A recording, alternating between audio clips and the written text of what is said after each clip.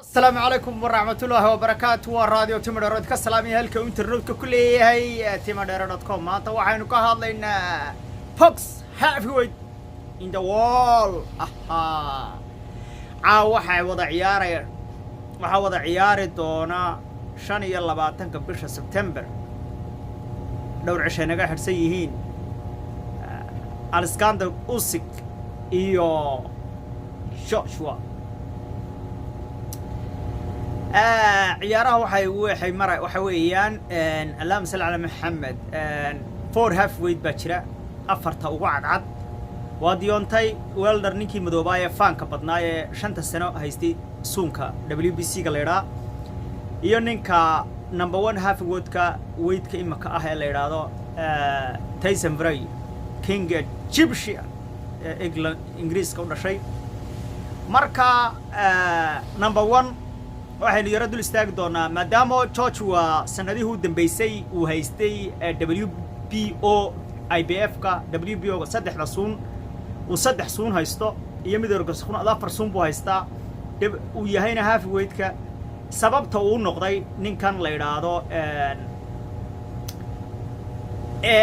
Tyson Fury sababtan uu noqday number 1 heavyweight horta halka dadku waa ku muraysan laakiin wax yar baan idinka tibixsiinay xawayaan ninka la yiraahdo Tyson Fury horta waligii lagama badin IBF ko ayuu qaaday Klitschko ayuu ka qaaday WBC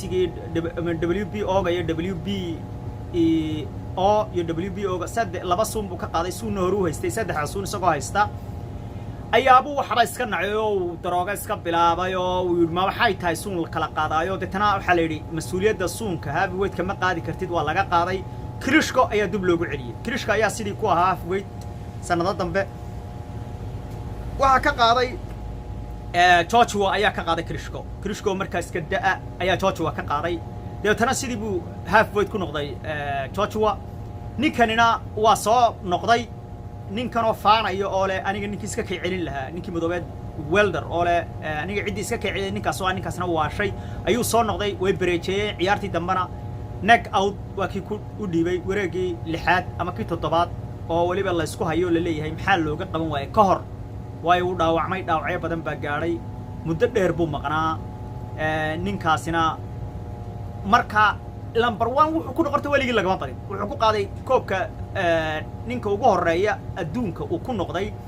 horta waligii lagama badin ninka la yiraahdo Tyson Fury suunkana uu qaaday 3 suunba uu qaaday oo waa laga celiyay oo lagama qaadin suunkan WBC ga leeyahay ka yimi originally ka yimi dalka Mexico ee caanka ahna isaga ayaa haysta marka sidaas ba uu ku yahay number 1 heavyweight in the world ayuu ku noqday ninkaas waxa jira nin la yiraahdo Alexander Usyk iyo waxa wada ciyaar doona 25 bisha maalinta ay axad soo galayso habeenimada Birmingham waxa ku wada ciyaar doona Joshua oo dalka Ingiriiska ka soo British Nigeriana oo suunka muddo haystay oo sababtuna ay tahay hal mar oo laga badiyay maadaama hal mar laga badiyay hoos buu dhacay nifigiisu markaa waa ninka labaad weeye Alexander Usyk wuxuu ciyaaraa wuxuu haystaa IBF ka WBO WBA WBC afarta suun buu haystaa Olympic medal na wuu haystaa 34 jir weeye dalka Ukraine buu ka soo jeedaa marka waxa weeyaan cruiserweight suun la yiraahdo jira iyo super heavyweight marka super heavyweight kii waxa isu dhacaya 25 bisha September iyo cruiserweight ka sida dadkayna aydan la socon waxa ciyaari jiray ninka la yiraahdo Holyfield oo kale Holyfield oo soo qaaday cruiserweight ka ayaa wuxuu dhacay Tyson oo ah super heavyweight marka waa kii ka badin jiray mar labaad oo ku soo noqon jiray Tyson dhegta la goosan jiray Tyson dhegta ka qanini jiray ee la ganaaxi jiray marka rag badan oo caan ah ka soo baxay xitaa miisaanka dhexe qaar baa ka soo baxay cruiserweight ka oo qaaday super heavyweight ka marka ciyaartan waa ciyaar adag laakiin dadku waxa ay faalaynayaan marka faalada ana zeerka ku dadka bixisa radio Timadero labadan horta way kala xoog weyn oo Joshua ayaa ka xoog weyn waanu ka dheer yahay intaas wax ka badan lama hayo ciyaartii u dambeysayna Alexander Usyk ديريك تشورا يلا عياري أو نوينا أو دادي سؤال وين كمان مدبنا kusoo jiray oo ninka labaad mar noqday oo Tyson Fury ka badiyay oo ciyaaray badan soo ciyaaray dirqibu ka badiyay Joshua ninkii loo oran jiray Bovla ay ciyaartu dambe wada ciyaareen show buu dhigay inkastoo ninkaasi aad nin da' weyn ahaa oo daadiisu aad u weynado maadaama qofku aad daadiisu weyn tahay miisaanku oo ma garanaysaa hoos u dhaco indho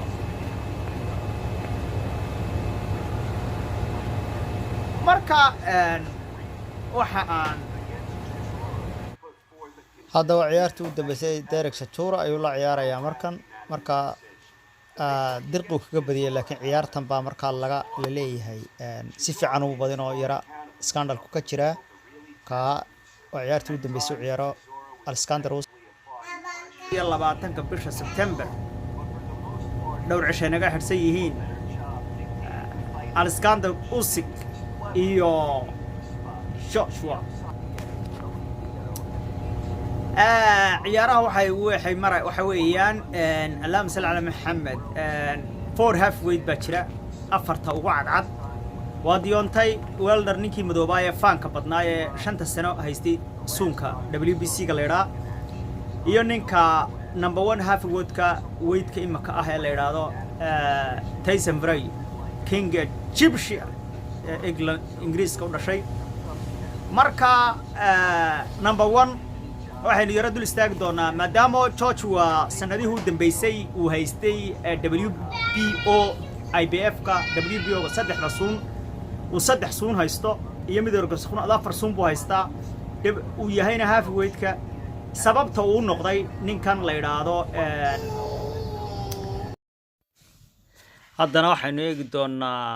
ninka la yiraahdo Deontay Wilder waxa weeyaan number 1 boxing big punch wax dhiiba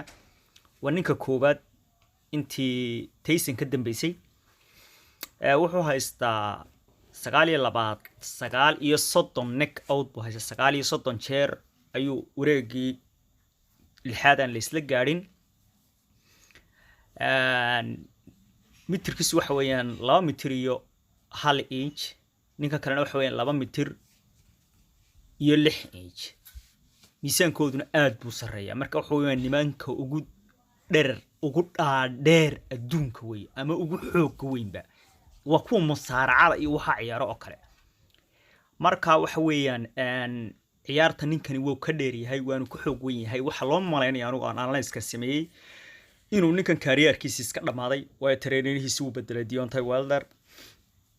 training wuu bedelay maxay dhaawacyo badan baa ku dhacay ninkan ka soo waaqsan waayay haddana uu soo qaaday wuxuu waan ciyaarayaa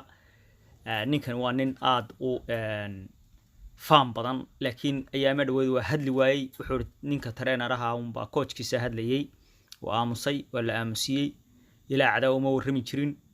afku saaw taagi jiray ninkan kale waa laakiin nin iska degan adoo muslim buu sheegtaa laakiin markuu koobka qaadana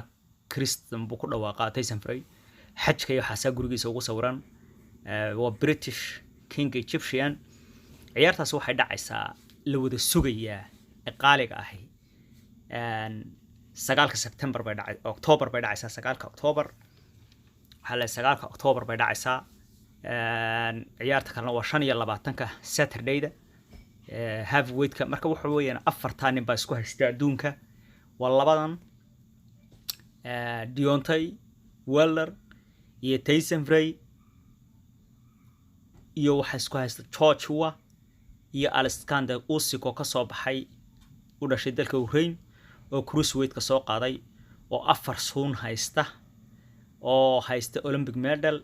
Joshua wuxuu haystaa super halfweight-ka 3 suun WBC-ga ka maqan oo ninkan cad Tyson Fury uu haysto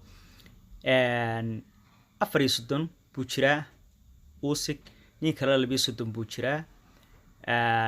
nimankan Deontay isaga imika daadiisu waa weyn tahay 37 jir weeye ninka kalena waxa weeye 32 jir marka ciyaarahaas adag baa dhacaya ciyaartan waxa la kale heli doonaa 8 milyan oo dollar 8 milyan one night weeye 8 kalena waa haystay habeenka kaliya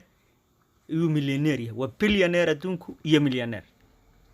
وبليونير بنقول هبين كا حوجاجو هيستي ستيتنكي هو هيستي مركل لغو ترى يهبين كا أنتو عياريو عيارتنا وحو كان صلي العقد درتيد العقد إما كو حين نقطة عيارو حين نقدين لعق وحو لا عيار لها oo la shaaciyay oo ciyaarta xitaa Abu Dhabi inay ku dhacaysa laga dhigay inuu Joshua oo England ka wada yimaadeen la ciyaaro laakiin laba wadan oo England oo laba qof oo England ka wada yimi dad badan ma imanayaan dadka ganacsadayaasha xoogga lacagta leh ma imanayaan lacagteedu way ka jabnay laakiin America iyo Europa wada ciyaaray marka 80 milyan markii loo ballan qaaday ayuu joojiyay ciyaartaas